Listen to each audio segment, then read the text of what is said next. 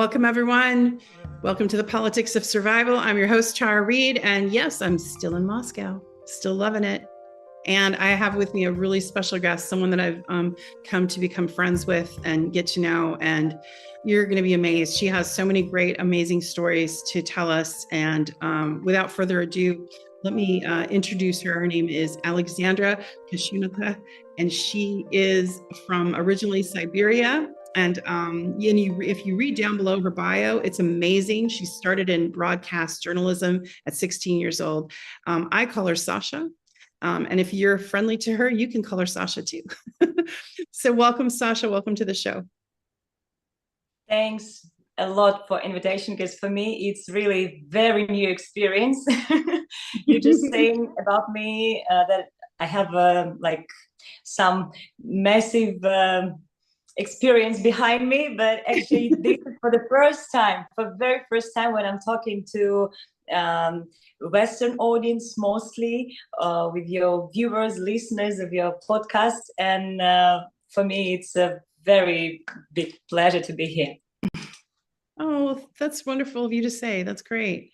Well, I want to dive right in with your origin story, where you came from and how you got into broadcast journalism, and then we'll come up to the work that you do now. But how, you were 16 years old. I mean, you were still in high school, what the equivalent of what in the West we call high school in before college. So tell us about your journey and where you're from, because you're from a beautiful, one of the most beautiful parts of the world, actually. Yeah.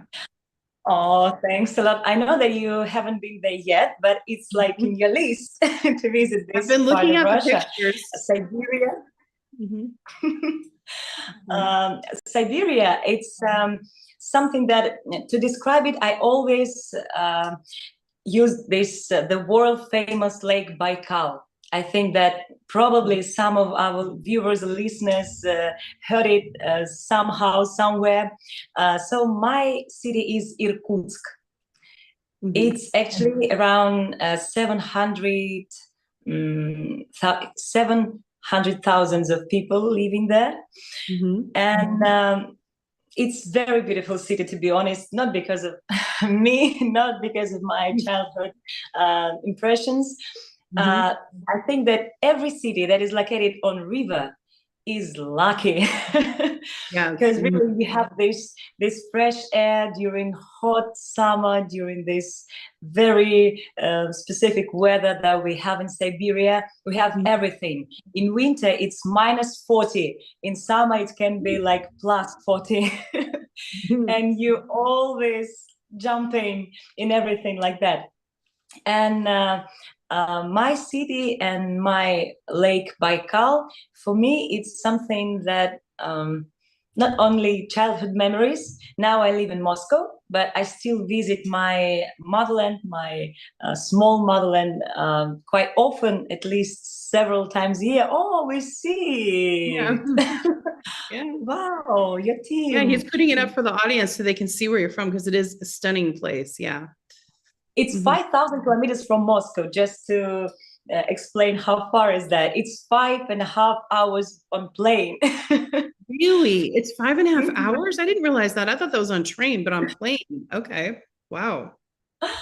But it's worth it, because when you, for example, I know that sometimes my city, people just treat it as the closest point to the lake, just to get to the lake, just to see it.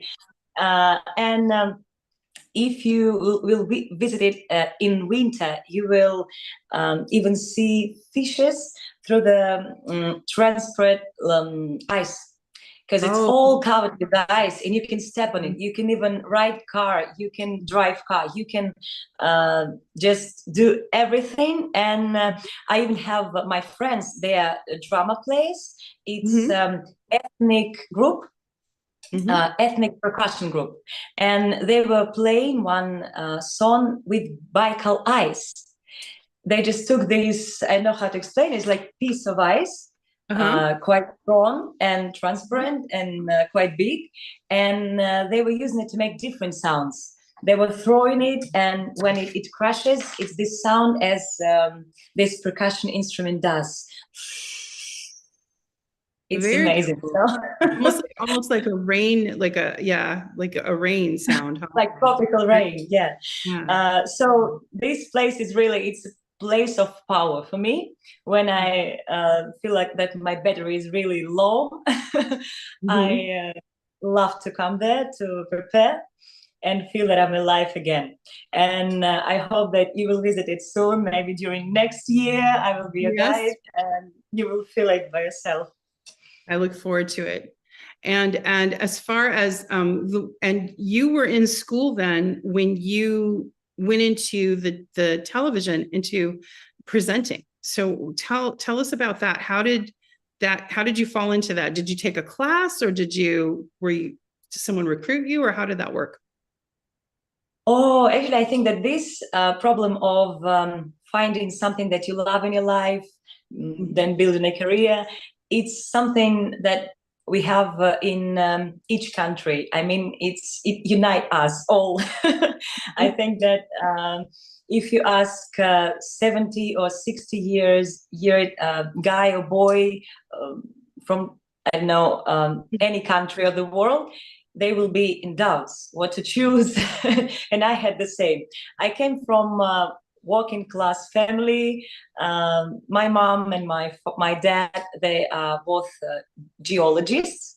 At this time in USSR, there was quite not famous, but very like prestigious job, something like that. So they choose it, and they were very open to everything that I will choose, because they knew that I just need to be happy.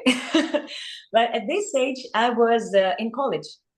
After school, I went to college just to make it quicker, and I didn't know what to choose. There was my last year in college, and I needed to pass some exams to choose a university. And then there was just luck, my big luck, because in our college, they decided to run a TV, local TV and radio. For the first time, they never did it before. And our like producer of this cool TV, he saw me in a corridor actually, and just said, "Oh, I need you. You need to come." It was background floor actually, ground floor. Yeah, that was ground floor, and he said, "You need to come there." I said, "Okay, I will be. I don't know what is this, but I will do everything. Let's try." And that was an amazing time, because I could try in practice what it's like, how it tastes. And we did our students news, radio. Even I did a radio show about falling in love. You did? What was that called? What was it called? Oh, I forgot the name. No, I forgot the name. It's okay, that's okay. So you had like a radio show just about people's love life, and so they would call in and ask for advice? Yes, something like that. The idea was about dating. So, you know, when you're in college, you're a bit shy, but you can take a piece of paper and write a kind of love letter or something very personal, and put it into box. I did a special box near our canteen, so anyone could use it. And then I was reading it in live air, and then we were like filming small videos about this couple. So sometimes there was some luck in these stories, like happy ending. So I tried this thing, and my mom said, "You need to go and study journalism at the university. Pick this." And that was just by chance, but I think that was something that I really needed, because I'm very shy actually. For me, it's a big step to talk to audience, to do anything. So, and I just picked the university, which was actually just by our house. So, good. And at this time, that was just my first course of this university. I was 17 at this time. And my dad, he just was watching TV as usual in the evening, and said, "Oh, you know, there was like this running, small running stripe with letters with. We call that a lower third. A lower third. Oh, Yeah. I don't know the name of that. So now that you know. really Now you know the American term for it. Lower third. Go on. Yeah. Oh. And so he saw that, and there was a kind of open casting for our regional TV AIST.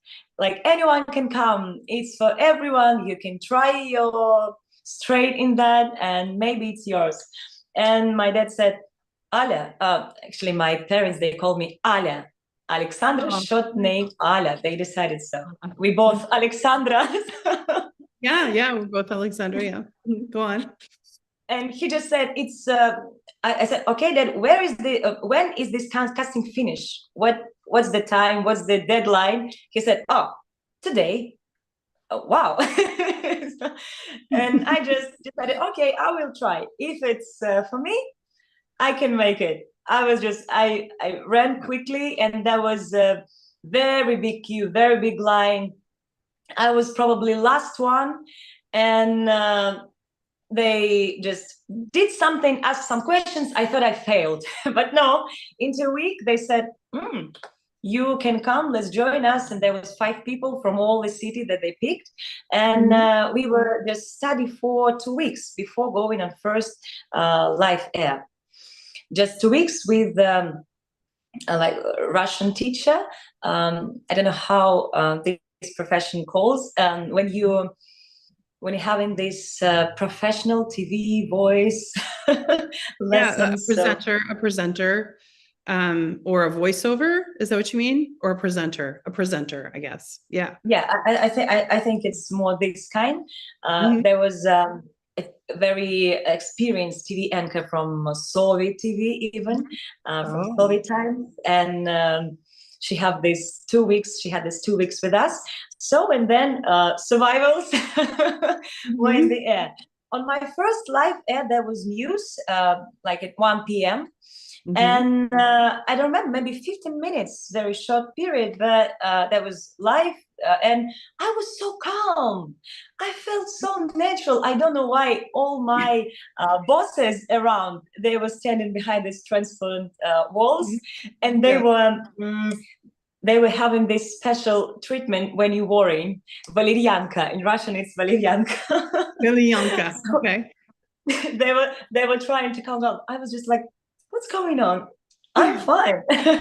And only with the second and third and other my episodes, my shifts, I understood, I realized this pressure that you have, because it's not only you when you're in the air, it's your team, it's several, not even several, I think it's quite big team, journalists, cameramen, drivers, editors.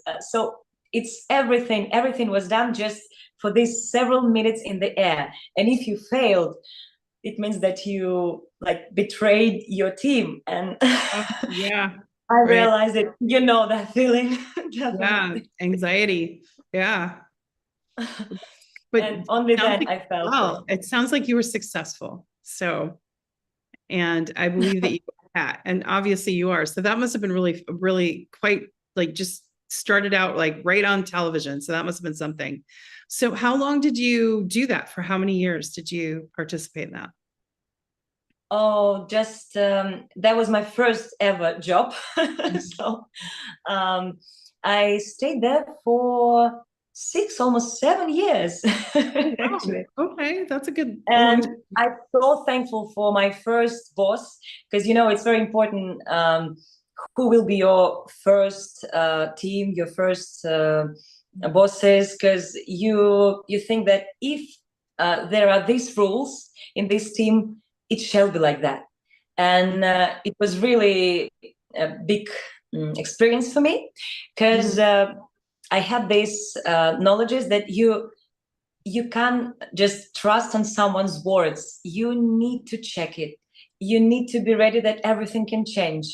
No one knows what will happen next minute. And At the same time, my boss, I can even like name say his name, Amgalan Rinchinovich Bazarkhandaev. It's very hard.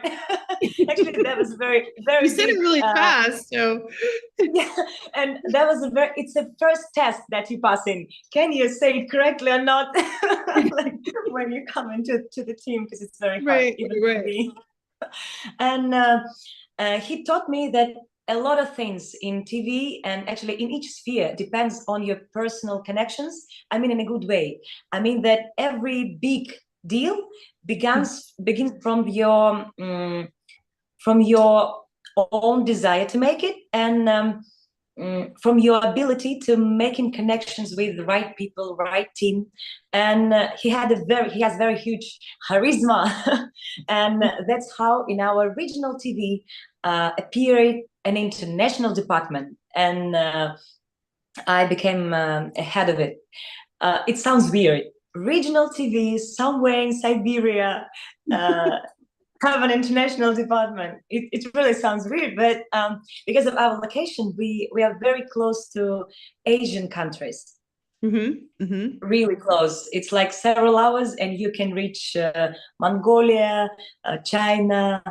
We were working with these countries, also Korea, Japan, and we were making some international projects for both audiences in all these countries. For example, with the CCTV-Russian, China National TV, they have this channel in Russian language, and we made a first competition for Chinese students who learn in Russian language, and it was a kind of TV show.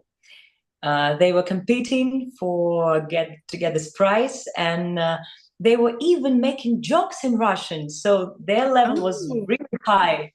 And we went to Beijing, to this main building of CCTV, and we're making it there. And that was really interesting experience, because Chinese people, they are working like our colleagues.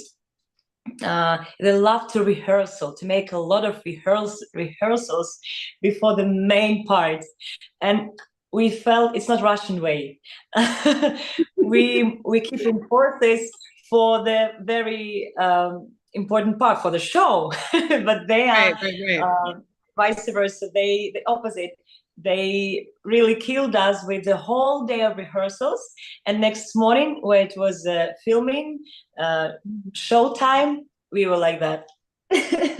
Oh, I'm sure you were exhausted no energy by the time you got to it, so you didn't have the energy. Oh my goodness.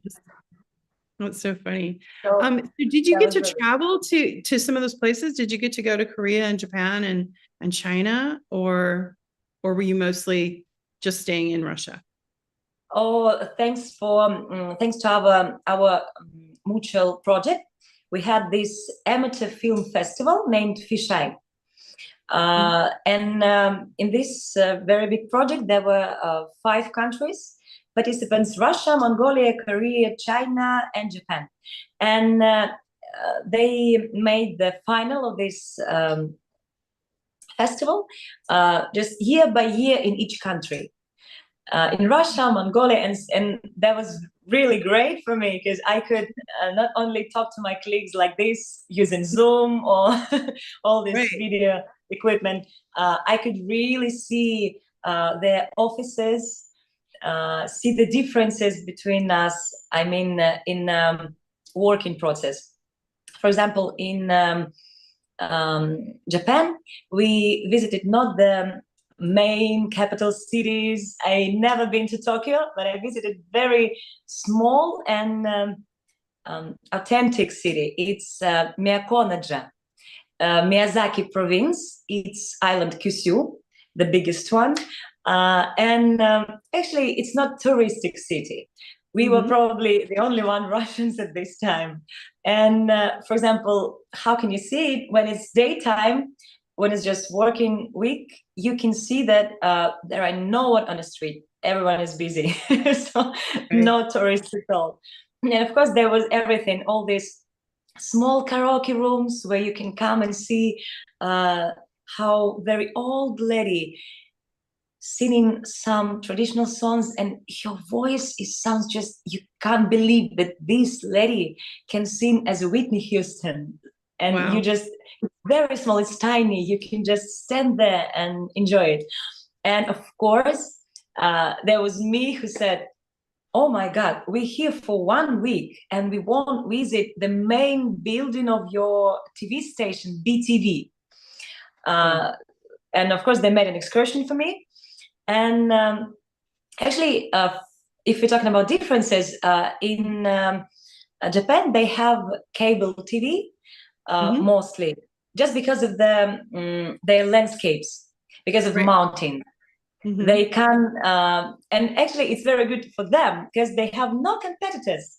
It's just in on one area, like one city, it's several, maybe two or three different TV stations, and you have no choice. So that was interesting thing that I noticed, that they love to start in the office, editorial office, like in the main building of this TV. They start with reading the list of the rules of their company. It's like a Bible of their company. Oh, okay. And they have some parts that they repeat all together. They have some parts that just the main person who is reading that saying. And actually, it's something interesting because it's like playing. It's like conducting an orchestra. You need to you need to see all your team, all your crew, and make them feel that this is our melody. Now we're gonna do this. It will be for all day. Like, leave all your thoughts at home. Now you're gonna work. And that was very interesting to see. And they also have another difference. This is for our audience. I think it's a bit weird for Western and for Russian audience. You know, when you're making this, when you're appearing in front of the camera as a journalist, as a presenter, nowadays you used to feel very comfortable, and if you wanna ask your cameraman to come with you, like come with me, I will show you, let's try, let's see what is it, you feel very comfortable to turn like this.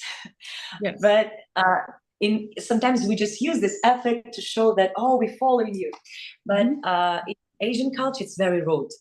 They find it very rude. You never can show your back to the viewers because it's unpolite. It means that you don't respect the audience. Interesting. I didn't know that.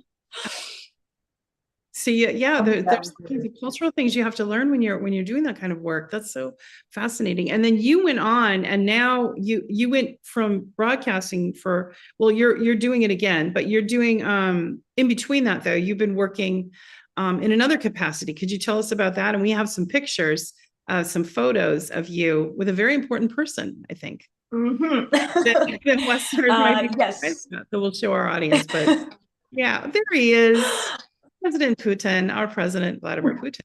So tell us how you got to meet Vladimir Putin. How it happened. How it happened. Actually, I think it's almost 7 years that I'm living in Moscow. And I changed it not because, I don't know, I escaped from my previous, no, I really love my first team, but then I got a kind of promotion. I was invited to another TV channel in Moscow. It's called Live News. And while it existing, I was there. But then it's unfortunately that time changed. They had to close, but at the same time, there was very interesting thing here in Moscow. My friends invited me 5 years ago, or almost 6 years ago. They invited me to join at these days quite small team. They were running youth part of our presidential movement. It's volunteer movement, volunteer organization called Narodny front. In English, it will be equivalent like People's Front. People's Front. And this organization was founded by our president 10 years ago. And actually, it's the only one organization whose leaders is Vladimir Putin. And the main, why I thought that it's really something big. It's going to be big and interesting, because the main idea of this team is to build this connection with our people in different regions, in different small towns, in villages, in countryside, especially because Russia is huge, the biggest one, really. 11 time zones, with the right? government. Yeah, you experienced that already.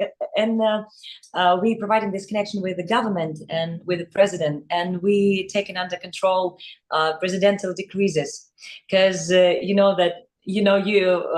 was working in similar kind of sphere. You know that there is a very big way from something that is written on a paper, and that is really providing and really becoming true, something real that you can touch on the ground.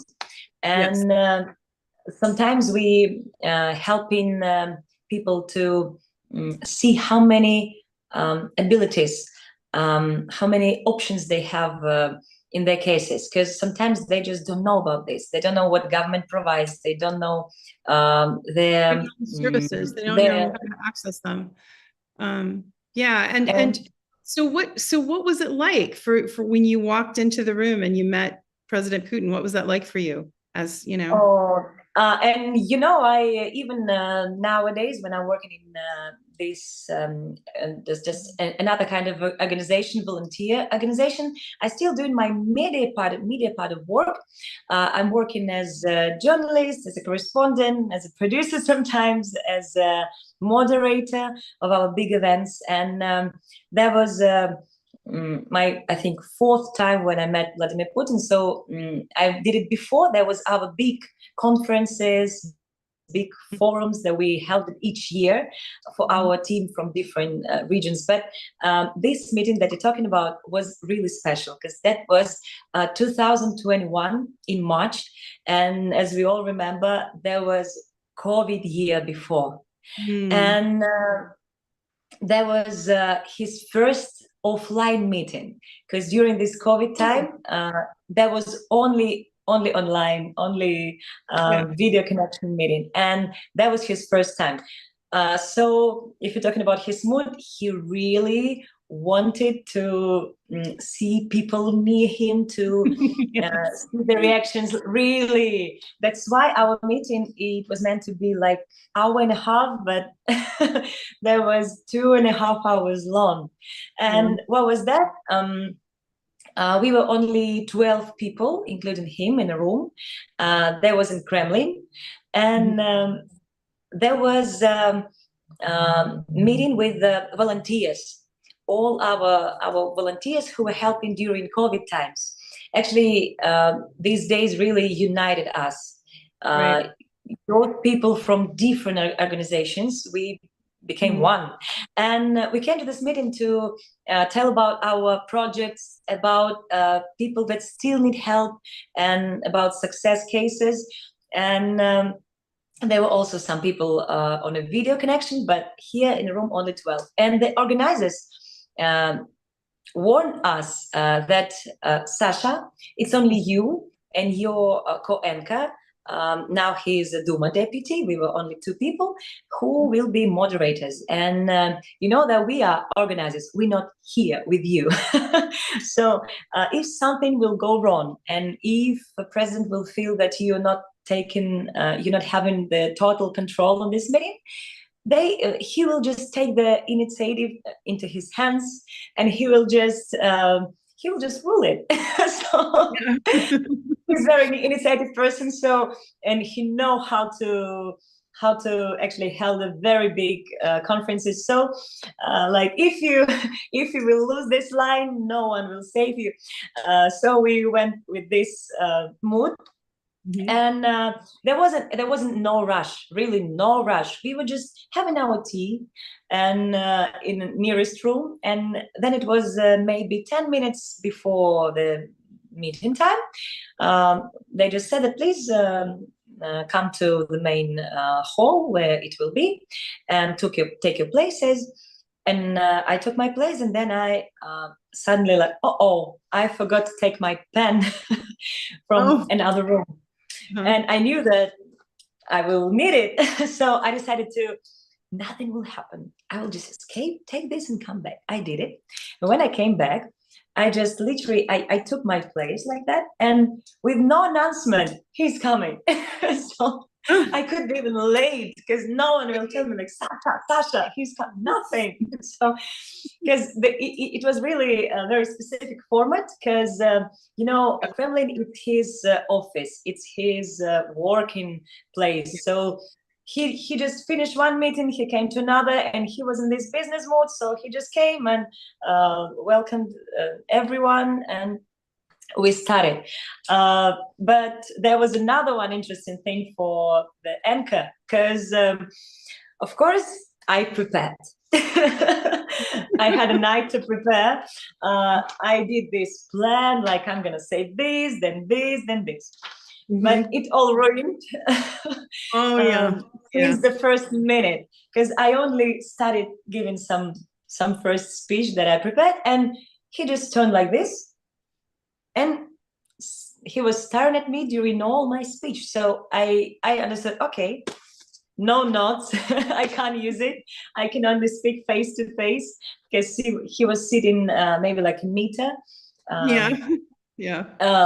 So close, and of course I could only sharing my real emotions, my real feelings, and also not forget the name of each participant and what I really wanted to say, how I was going to introduce them.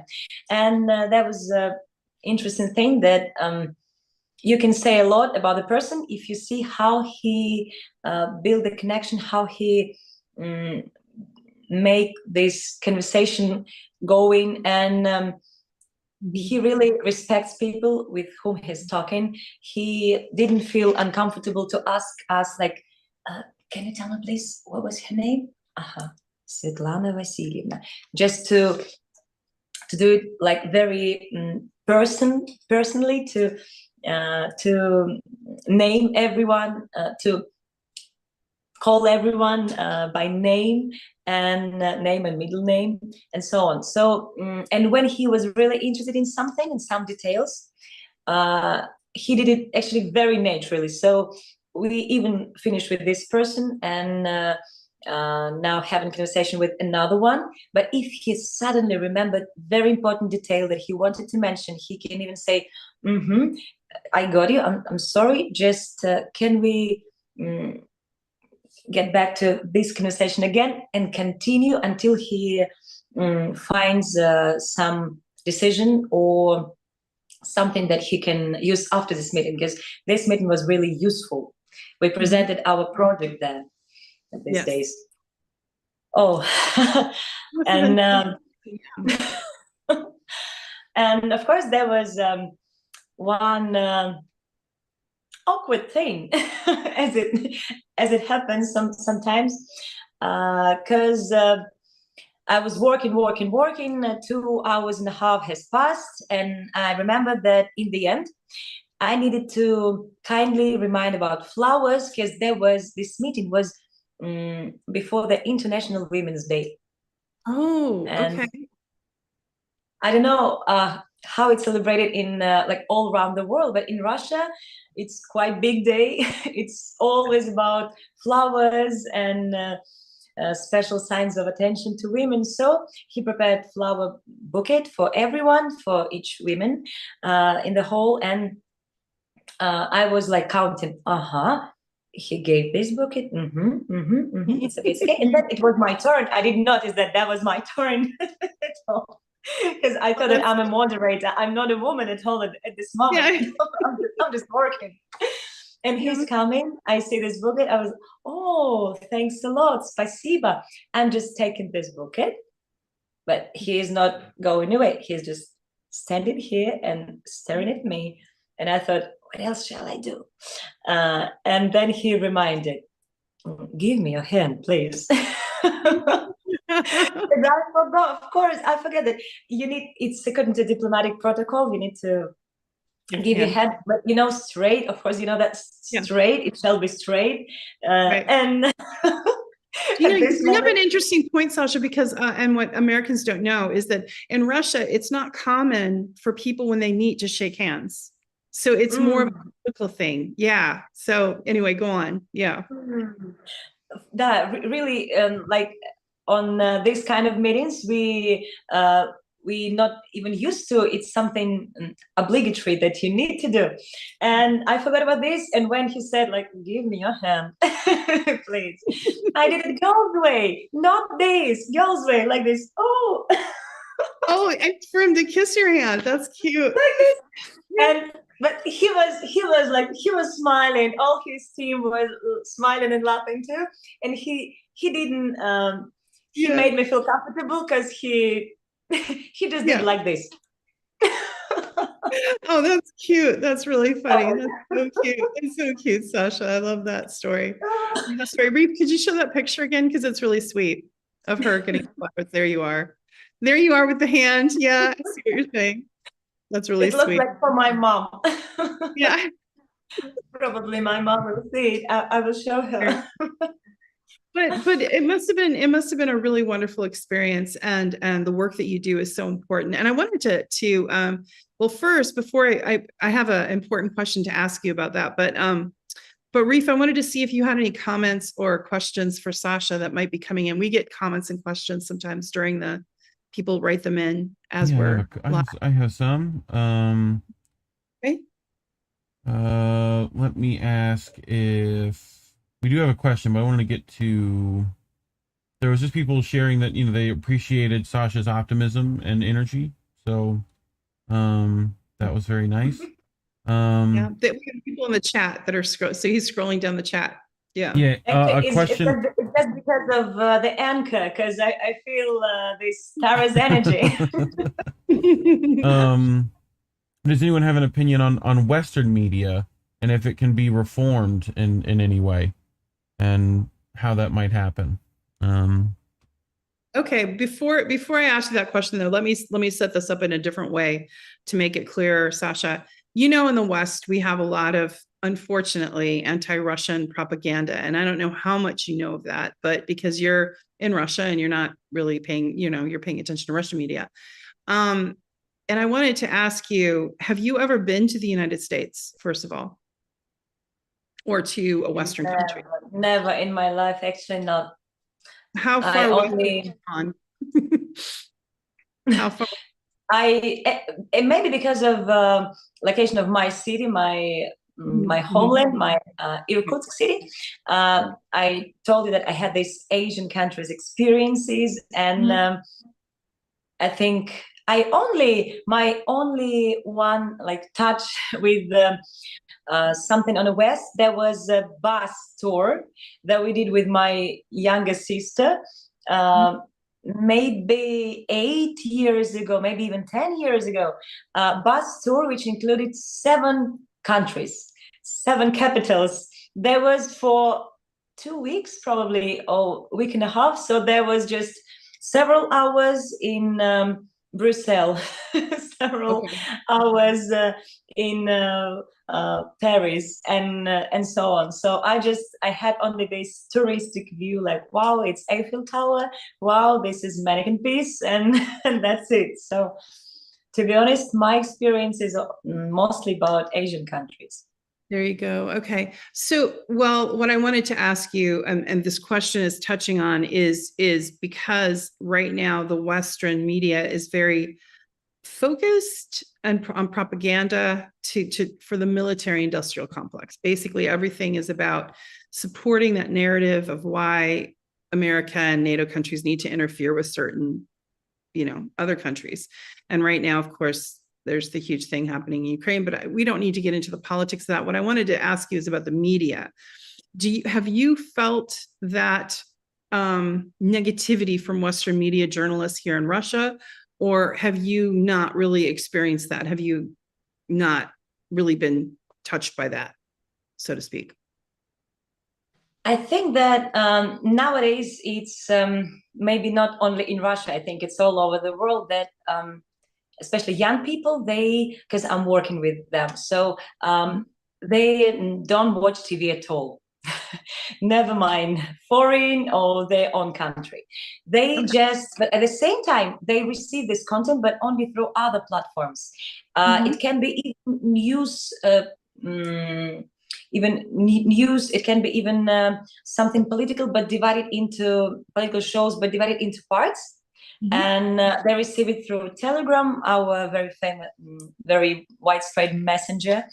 They receive it through other platforms, but it's only like that. And it's very, of course, it's not random. Everything that they see, even if they don't realize that, it was picked by someone to show them. And of course, we know that this is something, as we used to say, nowadays, it's not only something that is going on real battlefield. Actually, it's economical war and information war at the same time. And this kind of media sphere, it's very important. Everything depends on what you receive, on not you pick, but what you surround it with. And what I'm doing, actually, I'm maybe a bit. I'm not like a very good example, because I'm not. I have very specific work now, very specific surroundings. It's all about volunteers, and of course we see the opposite thing. How something that our volunteers even experienced by themselves, how it was covered by Western media, but we usually receive it as that funny pictures and these fake news that made very well. Sometimes it's really made very like it's very high quality, and you need to figure out, stop, let's try to understand who is the author, and let's see all the branches of this news. And for example, on our federal TV, national TV channels, we have even special programs dedicated to this thing, like anti-fake. For example, our first channel of Russia is doing it, especially I think for youth people, and at the same time for middle-aged too, because they watch TV, and they just take these newses and they trying to simply look a bit deeper, as an iceberg. You see only this part, but this is the real thing. And what we're doing now, yeah, so I can see it on our main channels, but at the same time, what we're doing now to touch the young audience, we not actually to touch them. We just made this platform that helps different generations of Russian citizens to express their thoughts, their feelings, and sometimes, quite often, with their thoughts, we can make a kind of reply, a kind of the opposite thing for this Western, very high quality made content. And what I mean, it's we have a name, Kiberdružina. In English, I was trying to translate that. It's cyber squad, like cyber team of people. So we created a kind of apps which you can download to your phone, and you can make your own content. If, for example, you hear some uses, and you can make a joke or make a real thing, like some kind of small article, and send it to us. And our experts, they are checking this. Of course, they need to make some fact checking, and then they can publish it. So, because nowadays we have a lot of middle-aged people who just sit in front of TV. They see what is going on there, even when our media is just talking about the situation on the front line, or all these things that is going on against our country now, and they just don't know how how to say it quite loud to be heard by someone else, not only their family in the room. And this platform really helps them to express their feelings. And I think that we only started this year. Only this year, actually it's half a year, it's several months. And I think that now we're trying to make another step.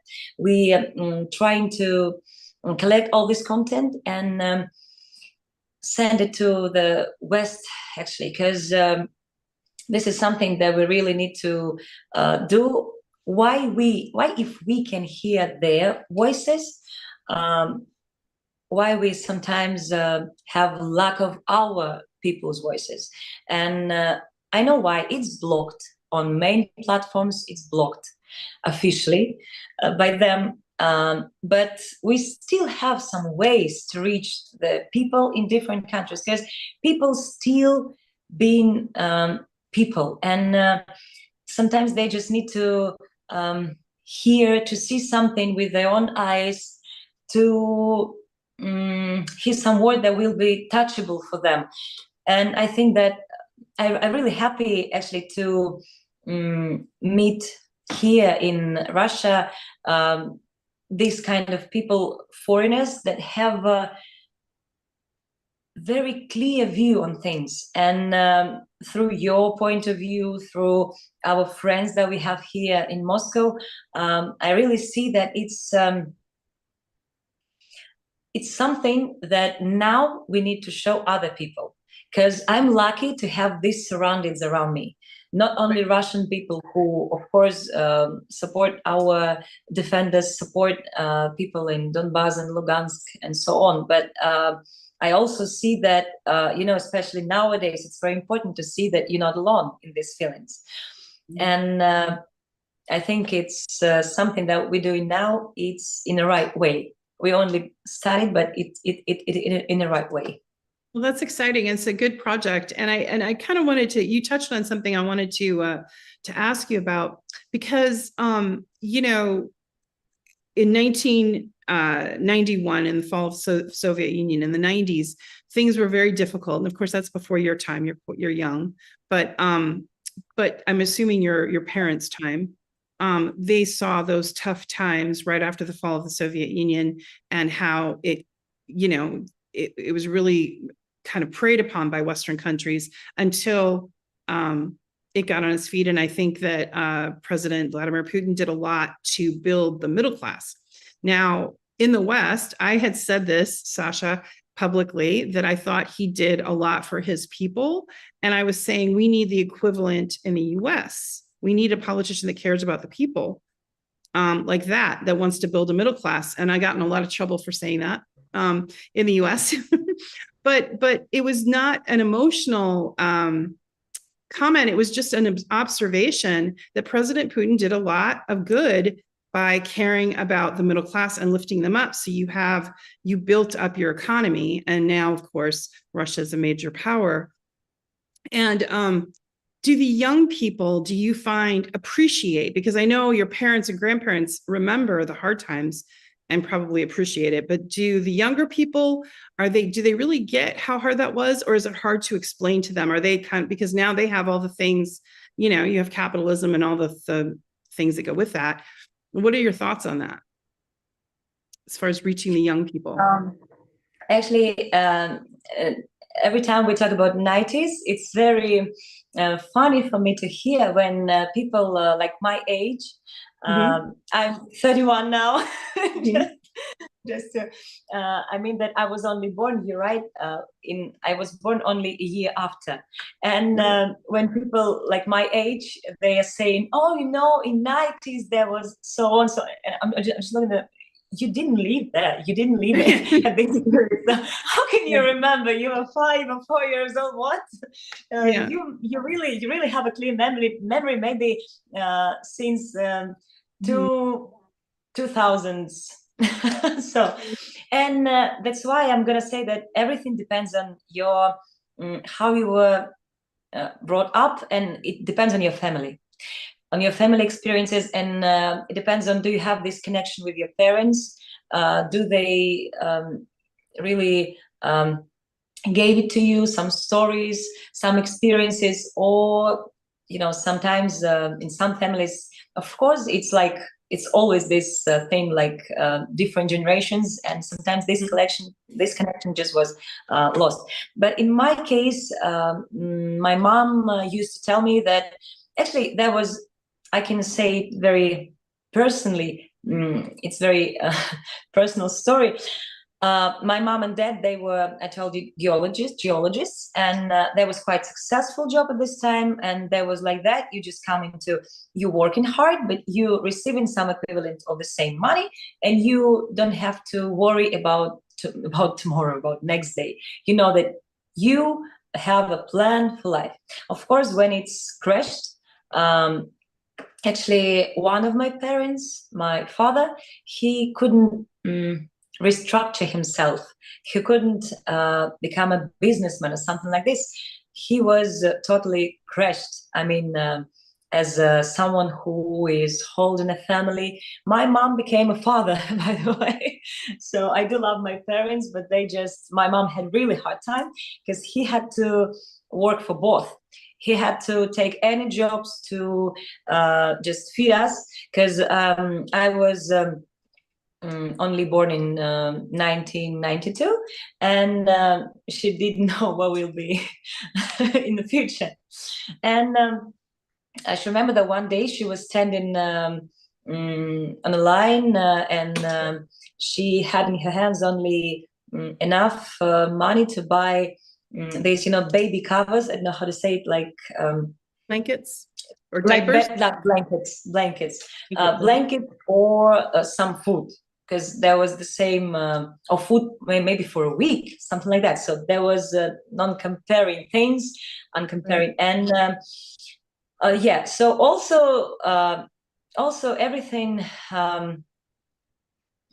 depends on how strong you are, and how you're ready to change yourself to reach these bright times, actually. Because even at these days, she was sure that everything's gonna be okay. It can't just ruin. Something will be in future. And one day there was funny story when she was standing in a big queue for some food. There was a chicken, actually. There was very small and thin chicken, and she was last in the line. There was only 3 chicken and like 15 people in a queue, but she decided, I won't go away, I will wait till the end, maybe it's my chicken. And then just by chance, one guy forgot his this card that was for food. I don't know, something happened, he refused of this chicken. So she finally got this last thing, and she used to tell it to me as a motivation story. So Sasha, never give up. When something say no, you're not in a line, you're not in a list, just wait till the end, find options.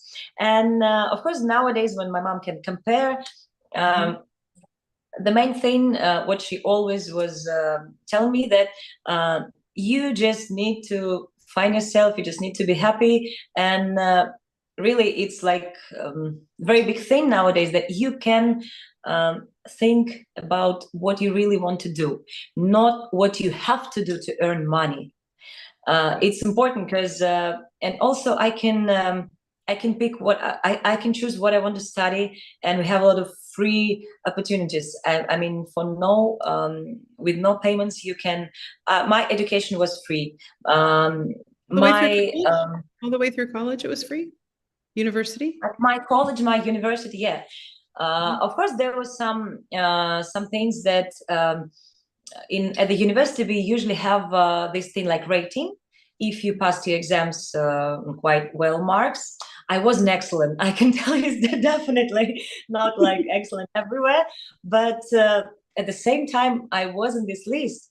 And there was, of course, in every university we have this creative contest, like for your creativity, for this part that concerning your profession. And other thing, it's about your marks, about your exams. and you have a chance. Even if you have not excellent marks, you can reach this point with your talent. And we have a lot of things for talented youth at the same time. A lot of forum companies where you can actually you can have money for your projects in different spheres. I know about media because it's my sphere. So you can run your TV show, your radio show if you really want it.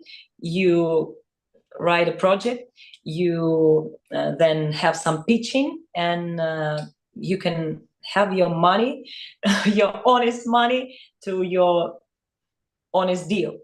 So this, I used to live in this, but sometimes when like elder generation, they can say that, oh, you know, Sasha, it's amazing you had this. I always surprised. I said, I think it's normal. Isn't it? And then you have medical care too in Russia. It's for your citizens, because we don't have that in the United States. There's no, like the UK and some other European countries have it, but the United States doesn't. You have to pay everything out of pocket, and it's very, very expensive. Oh, actually, I never thought that one day I will think that it's really something necessary, because I don't know. One day, just I had car crash in a taxi, and I had to have this special treatment course. And of course, when I saw a bill, when I saw all these points that I need to do, I was so thankful for my work that we really have this thing for each employee. They paid for all your medical? Yeah, because when you're doing some ordinary stuff for your health, it's not so noticeable. But when something is happening, you really feel it, that you need this support. Yeah, you know, in the US, I don't know if you know this, but even an ambulance ride you have to pay, and people have gone bankrupt just from that. Sometimes an ambulance ride is $200,000, which I don't know how to put that in rubles. That's millions of rubles, but it can literally bankrupt a family. And I was just always thinking, what if something will happen with a person just in the street, and like someone will call to ambulance, and they will take him, but then to receive the full treatment, you will have to, like relatives to someone have to pay anyway. Well, what's interesting is with hospitals, sometimes they'll have a fund that you can apply for, but they'll refuse treatment in emergency rooms. People have died because they've been having just taken away and saying, no, you're refused treatment because you don't have insurance, you don't have the ability to pay, you don't have a credit card. So they can even first step, they can even check your ability to have this treatment. And exactly. So it's very, that's why there's a lot of unrest in the US, and you hear a lot about people trying to fight for medical anything, because what happened is they privatized it. And so, you know, well, I'll give you, for instance, there's a medication that I take that's that was related to my heart, and it's $800 a month in the US, and here it's the same exact medication. It's $50 a month for actually 2 months. So it's like $25 a month. So it's 60 days. And I can't figure out why, but it's just your system is different, and it's better for a working class person or for people that are getting on their feet. So it is really good. I think that unfortunately the US, a lot of the negativity about Russia is I think they don't want us to know how wonderful it is here. Like they kind of hide it. Because, as you know, I keep saying to you, I keep like, you know, I've said to you off, you know, not on the show, but privately, I've said, wow, look at this and look at that, you know, with food prices or like whatever. Yeah. And you're like, to you, it's normal. But like in the US, things are really hard, and things have really declined economically. And, you know, we have 600,000 people homeless, literally sleeping on the streets. And they're not all drug addicts. Some of those people are families or they're elderly. So it's a very sad state of affairs. So I have to say, I like that you're, you know, so enthusiastic about your country, and you're in a program that's helping people and helping the youth. That's really good, and keeping those programs going, and that's good. all really positive. So what's the next project for your youth program that you're working with? What is your next thing that you all are doing? Oh, actually, and now we have only 1 week before it will be a very big forum for our participants. I mean, especially youth movement of Narodny Front from different regions of Russia. They will come to Voronezh region. It's not so far from Moscow. It's like 8 hours drive from here, and it's quite near. And they will. I can't actually say about the whole schedule because it's a kind of in a secret. But we're making this for the 5th time, Jubilee. And I know, according to our last year programs, what we're doing, we used to think that, especially for young people, they used to think that all these forum companies are just for having fun, just to meet people, just to have more subscribers in my social media. And then when it's over, there is nothing left. They don't have any real profit. They just get lost.